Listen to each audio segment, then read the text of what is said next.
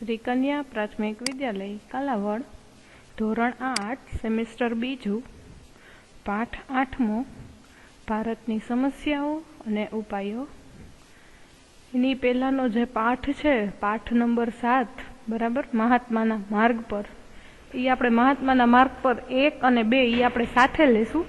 પહેલા આપણે છે એ ભારતની સમસ્યાઓ, ઉપાયો અને ભારતની અર્થવ્યવસ્થા, એ 2 પાઠ સમજી લઈએ. એના પછી છે એ આપણે બીજા પાઠ છે એ લેશું. બરાબર, આપણે પાઠની શરૂઆત કરીએ કે ભારતની સમસ્યાઓ અને ઉપાયો. બરાબર, શું કહેવા માંગે છે આપણે જોઈએ. જેમ જેમ પાઠ સમજશું એમ એમ ખબર પડતી જશે કે શું કહેવા માંગે છે. આપણા ભૌતિક સાધનો બદલાયા છે, પણ પ્રજાની કેટલીક આંતરિક બાબતોમાં અપેક્ષિત બદલાવ છે એ થયેલો નથી. પ્રામાણિકતા છે, નૈતિકતા, નાગરિકની સમજ, ફરજો, પરિવહનની જાગૃતતા, પર્યાવરણ સુરક્ષા, વૈજ્ઞાનિક અભિગમો તરફી જે વલણ છે એ હજુ સુધી શું જોવા મળે છે? ઉદાસીનતા જોવા મળે છે. હજુ પણ આપણો જે સમાજ છે એમાં શું જોવા મળે છે કે વહેમો છે, નિરક્ષરતા, અજ્ઞાનતા, બરાબર, કે અંધશ્રદ્ધામાંથી છે એ સંપૂર્ણપણે છે એ હજી સુધી બહાર આવી શક્યા નથી. આપણે જોઈએ સ્થાનિક સ્વરાજ્યની સંસ્થાઓ એટલે કે શિક્ષણ સંસ્થાઓ છે અને સ્વૈચ્છિક સંસ્થાઓ છે કે દેશના વિકાસમાં અગ્રીમ ફાળો આપી રહી છે, કે જેથી કરીને સામાજિકતા અને વ્યાવસાયિકતાની જે પ્રગતિ કે વૃદ્ધિ છે એ ધીમે ધીમે છે શું થાય છે તો કે ગોઠવાતી જાય છે, કે સમાજ રચનામાં બદલાવ થતો જાય છે, જે ઘણી સારી બાબત છે. બરાબર, આપણે પહેલાની જે સમાજ છે, બરાબર, કે આપણા બા દાદા ને એ લોકો જે સમયમાં રહેતા હતા એ અને અત્યારે આપણે જે સમાજમાં રહીએ છીએ એમાં પણ ઘણો બધો ફેરફાર છે એ આપણે જોઈ શકીએ છીએ. હજુ પણ કેટલીક સમસ્યાઓ છે એ આપણા સામે શું છે તો કે પડકારરૂપ છે. કેવી? તો કે ગંદકી છે, બેકારી છે, ગરીબી છે, નિરક્ષરતા, ત્રાસવાદ, એ બધું શું છે તો કે આપણા માટે એ ચિંતાનો વિષય છે એ બનતો જાય છે, કે જે અંગે આપણે છે એ વિચારીએ અને તેનો ઉપાય શોધી અને આપણે છે કેવી ભાવના વિકસાવી જોઈએ તો કે વસુધૈવ કુટુંબકમની ભાવના છે એ દરેક લોકોએ છે એ સાકાર કરવી જોઈએ. બરાબર, ત્યાર પછી આપણે જોઈએ કે ભારતીય સમસ્યાઓનું માળખાગત સ્વરૂપ નીચે આપેલું છે. બરાબર, જો સ્વરૂપ છે એ કેટલા છે તો કે એના 4 સ્વરૂપ આપેલા છે. પહેલું છે તો કે એ કયું છે તો કે આંતરિક સમસ્યાઓ છે, પછી છે પ્રાદેશિક સમસ્યાઓ, સીમાવર્તી સમસ્યાઓ છે અને ત્યાર પછી છે કે કુદરતી સમસ્યાઓ. બરાબર, જો સૌથી પહેલા નાનો પોઈન્ટ છે એ શું કહે છે કે વસ્તી વધારો.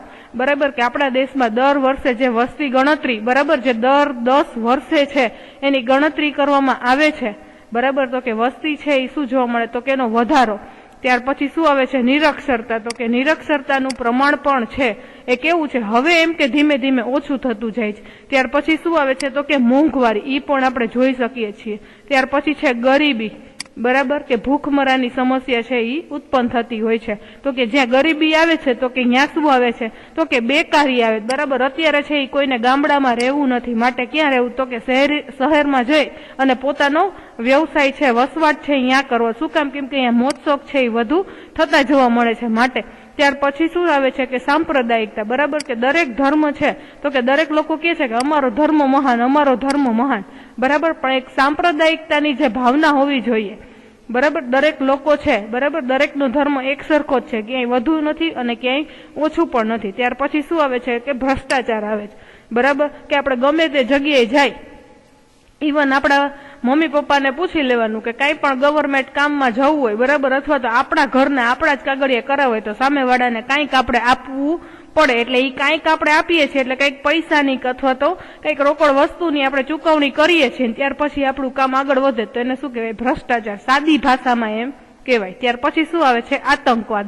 બરાબર છે, બધા વાકેફ જ છો કે આતંકવાદનો પ્રશ્ન છે એ આપણા માટે છે એક ખૂબ જ એવો પ્રશ્ન છે એ દિવસે ને દિવસે બનતો જાય છે, કે આપણે ઘણી વખત ટીવીમાં અથવા તો ન્યૂઝમાં બધી જગ્યાએ જોઈ છે કે પાકિસ્તાન વાળા અવારનવાર છે સીઝ ફાયરિંગનું ઉલ્લંઘન કરતા હોય અને જે કોઈ પણ આતંકવાદીઓ છે ઘૂસણખોરી કરીને આપણા દેશમાં છે એ આવી જતા હોય છે. ત્યાર પછી છે પ્રાદેશિક સમસ્યાઓ, તો કે એમાં પણ કેવી છે તો કે ભાષાવાદ અને પ્રદેશવાદ. તો કે ભાષા, તો કે અમુક ભાષા બોલતા હોય એ અમુક લોકો છે એ અમુક જગ્યાએ જ રહેતા હોય, બરાબર. જેમ કે જો ગુજરાતી ભાષા બોલતા હોય એ ક્યાં રહે? ગુજરાતમાં રહે. મરાઠી બોલતા હોય એ ક્યાં હોય? તો કે મહારાષ્ટ્રમાં હોય, બરાબર. એવી રીતે અલગ અલગ છે એ ભાષાવાદ જોવા મળે, ને એ જ રીતનો છે એ પ્રદેશવાદ જોવા મળતો.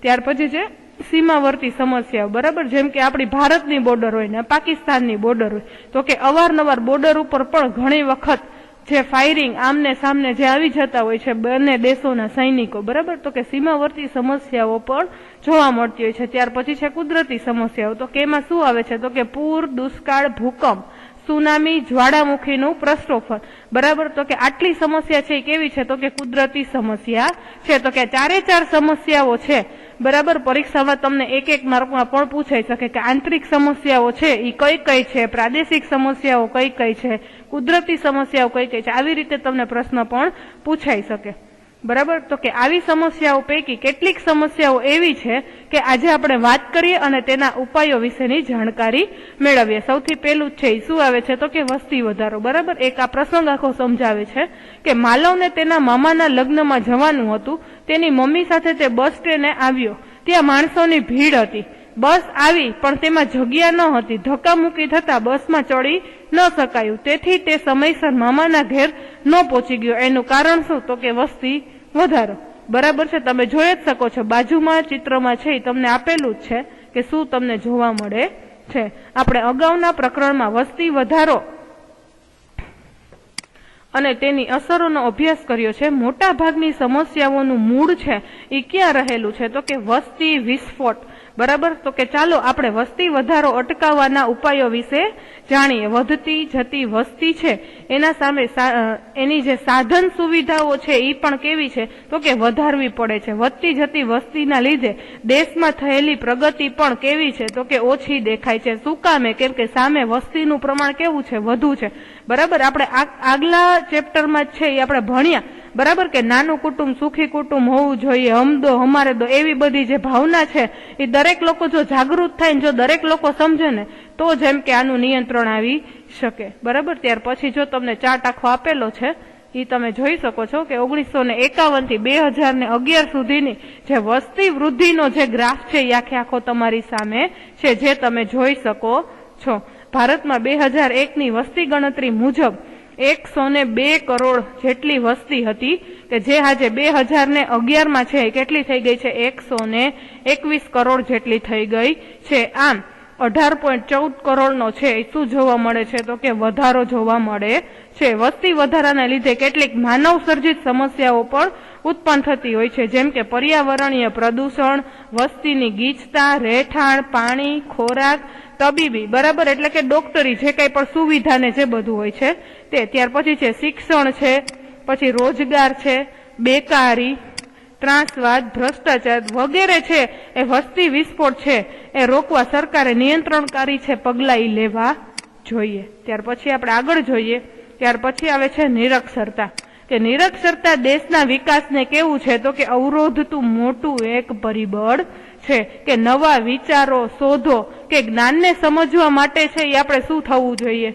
તો કે એને સમજવા માટે આપણે એક સાક્ષર થવું જોઈએ. એ આપણા માટે કેવું છે? તો કે અનિવાર્ય છે. માટે જો આપણે છે શું કરીએ છીએ, તમારા મમ્મી પપ્પા તમને ભણાવે છે ને તો શું કામે? કે તમે છે એ સાક્ષર બનો અને તમે તમારા પગભર થાવ અને તમારા વિચારો છે એ તમારા સમાજને, તમારા ગામને અને દરેક જગ્યાએ છે એ દેશ માટે છે એ સારા બને અને સારા વ્યક્તિ તરીકેના તમે તમારા અભિપ્રાય આપો, બરાબર. માટે તમને છે એ શિક્ષણ લેવડાવતા હોઈએ છે કે શિક્ષિત વ્યક્તિ સમજી અને પોતાના વિચારો, અભિપ્રાયો, ખ્યાલો કે માન્યતાઓને અન્ય સામે છે એ શું કરે છે? તો કે અસરકારક રીતે એને રજૂ કરી અને સમજાવી શકે છે. આઝાદી મળી ત્યારે દેશમાં નિરક્ષરતાનું પ્રમાણ છે એ કેવું હતું? તો કે ખૂબ જ ઊંચું હતું. પણ સરકારની જે શિક્ષણ પ્રત્યેની જાગૃતતાને લીધે આજે છે એ સાક્ષરતાનો દર છે એ ધીમે ધીમે શું થાય છે? તો કે વધતો જાય છે. આજે આપણે જ જોઈએ કે ગમે તેના ઘરે જાવ તો એ બધાના છોકરાઓ છે શું કરતા હશે? તો કે ભણતા તો હશે, બરાબર. કોઈ અત્યારે છે કઈ મજૂરી કામમાં જોડાયેલા આપણને જોવા મળતા નથી, બરાબર. ત્યાર પછી આપણે આગળ જોઈએ કે આજે સમાજમાં નિરક્ષરતાનો લાભ ઉઠાવવાના ઘણા કિસ્સા છે એ આપણે જોવા અને જાણવા મળે છે. માટે નિરક્ષરતા એ આપણા માટે કેવી છે તો કે કલંકરૂપ છે, કે જેને દૂર કરવા ઘણી યોજનાઓ હાથ ધરાય છે. જેમ કે 6 થી 14 વર્ષ સુધી મફત ફરજિયાત સાર્વત્રિક શિક્ષણ, શિષ્યવૃત્તિ, મધ્યાહન ભોજન, પૂર્વ પ્રાથમિક શિક્ષણ, કન્યા કેળવણીને લગતી ખાસ યોજનાઓ, આશ્રમ શાળાઓ, વિદ્યાદીપ યોજના, આ બધી સરકાર દ્વારા આ દરેક યોજનાઓ છે. આદર્શ નિવાસી શાળાઓ, નિરંતર શિક્ષણ, અને હવે તો 2009 થી RTE એટલે કે રાઇટ ટુ એજ્યુકેશન એટલે કે શિક્ષણ પ્રાપ્તિનો હક છે એ સૌને છે એ અમલમાં મુકાયો છે.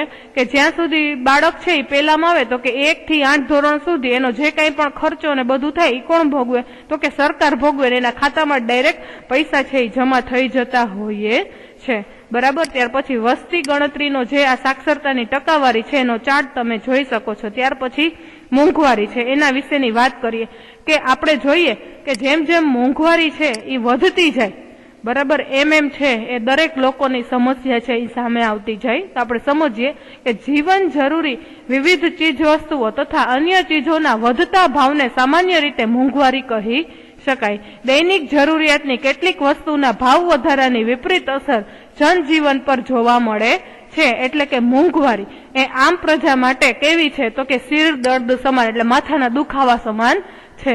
કે મધ્યમ વર્ગ કે મર્યાદિત આવકવાળા લોકો માટે જીવન વ્યવહાર ચલાવવો એ કેવું છે તો કે કઠિન બનતો જાય છે.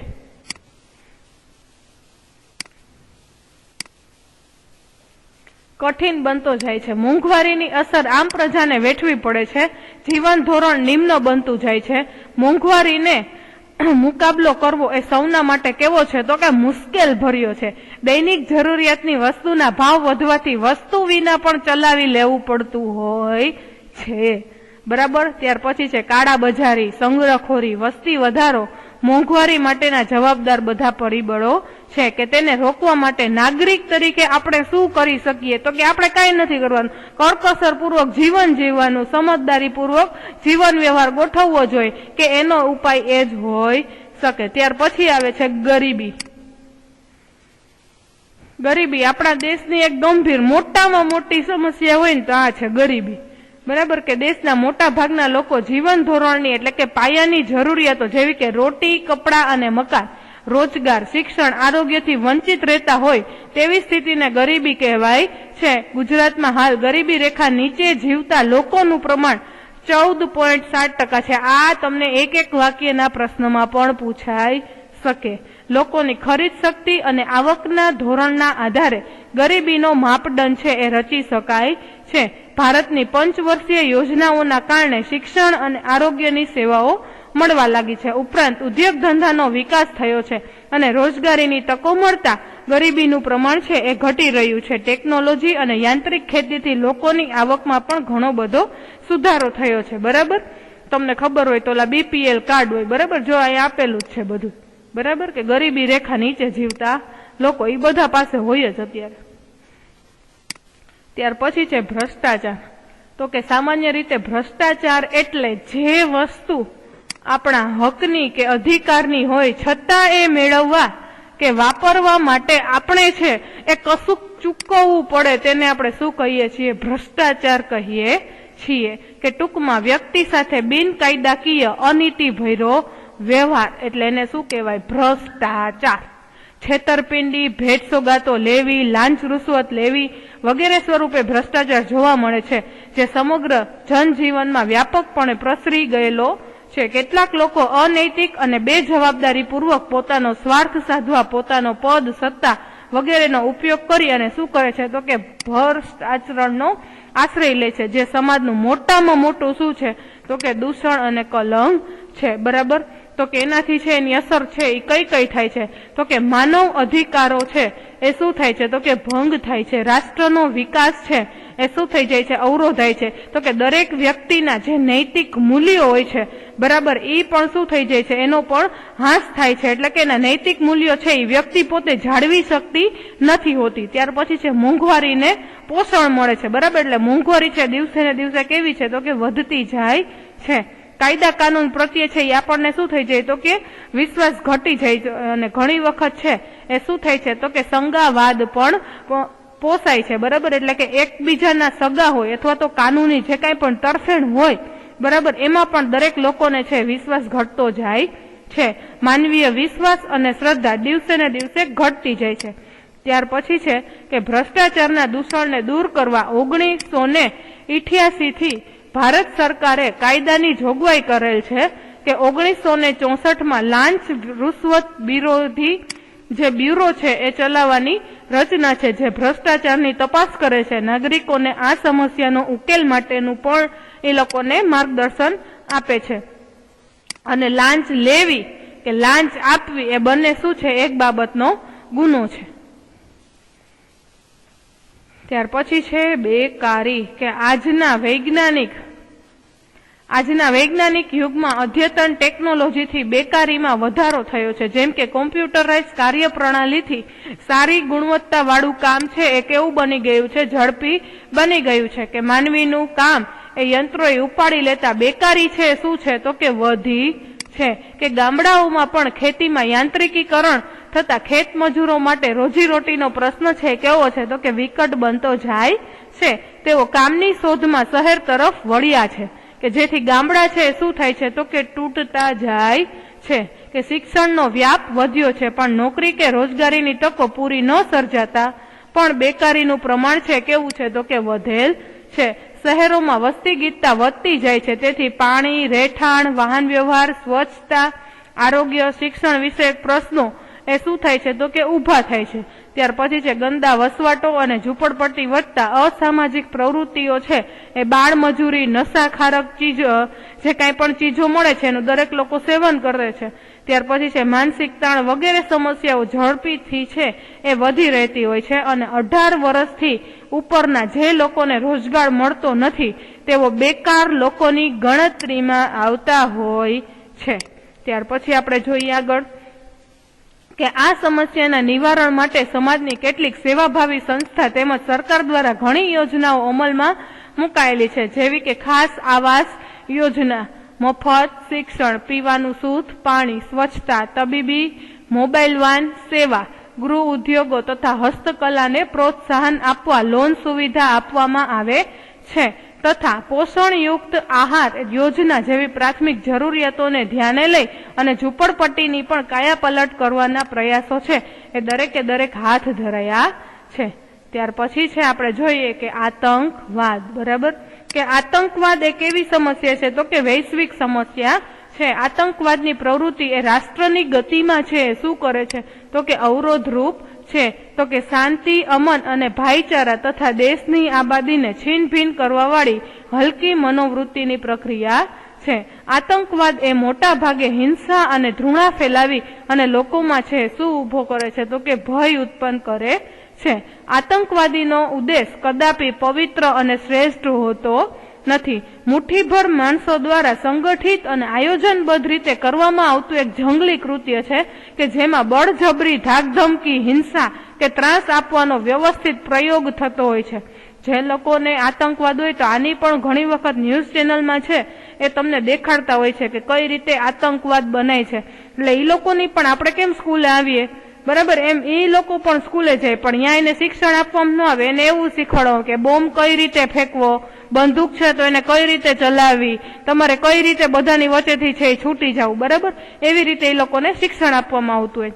કે આવું કૃત્ય છે કોઈ પણ સરકાર સમક્ષ છે એ કેવું બનતું જાય છે તો કે પડકારરૂપ બને છે. આતંકવાદ એ બળ પ્રયોગનું હાથવગું સાધન છે, તેથી કોઈ પણ સ્થળે લોકોને નિશાન બનાવવામાં આવતા હોય છે. જેમ કે ભૂતકાળમાં પણ સંસદ પર થયેલો હુમલો, હોટલ તાજ પર થયેલી ઘટના, મુંબઈમાં બોમ્બ બ્લાસ્ટ, અક્ષરધામ પરનો હુમલો વગેરે છે એ આપણે જાણીએ જ છીએ કે કઈ રીતે હુમલા છે એ આતંકવાદી દ્વારા થતા હોય છે. આતંકવાદને કોઈ સગાવાદ નડતો નથી, તેની કોઈ ભાષા કે ધર્મ પણ એ લોકોને નડતો નથી. ફક્ત એ લોકોને શું હોય છે તો કે વેર ભાવના જ એને એક લક્ષ્યમાં લેવાની હોય છે. ત્યાર પછી કે આતંકવાદનો સામનો કરવા આપણે હિંમત અને દક્ષતા કેળવી અને મક્કમ બનવું પડશે, તેમજ ગુપ્તચર એટલે કે જાસૂસી તંત્રને વધુ કાર્યરત બનાવવું પડશે. સુરક્ષા દળોને જરૂરી સહકાર આપવાની જાગૃતતા કેળવવી પડશે. આમ જનતાએ મુસાફરીમાં કે જાહેર સ્થળના મેળાવડા ચેતતા રહેવું અને ખોટી જાહેરાતો કે અફવાઓ છે એનાથી દૂર રહેવું જોઈએ. સીસીટીવી કેમેરા અને મેડિકલ ડિટેક્ટર જેવા આધુનિક ઉપકરણોની સુરક્ષા દળોથી સજ્જ કરવા જોઈએ. આ ઉપરાંત પણ ભારતમાં રૂઢિચુસ્તતા, સાંપ્રદાયિકતા, પ્રદેશવાદ, ભાષાવાદ, સીમાવર્તી સમસ્યાઓ અને કુદરતી આપત્તિઓ બાદનું પુનઃવસન અને વ્યવસ્થાપન વગેરે બાબતો પણ સરકાર માટે પડકારરૂપ સમસ્યા છે. તેનો તમે વિગતવાર અભ્યાસ કરજો, બરાબર, અને તેના ઉપાયો પણ, બરાબર, ઈ તમે પછી જેમ જેમ આગળ ભણતા જશો એમ ઈ તમારી સામે આવતું જશે, બરાબર. અહીંયા છે ઈ આ પાઠ તમારો પૂરો થાય છે અને આ સ્વાધ્યાયના પ્રશ્ન છે ઈ બધા તમારે સારા અક્ષરે છે એ તમારી ચોપડામાં લખી લેવાના થાય છે, બરાબર. ખાલી જગ્યા જોડકા જે કાંઈ પણ સ્વાધ્યાયમાં આપેલું છે એ બધું તમારે લખી લેવાનું થાય છે.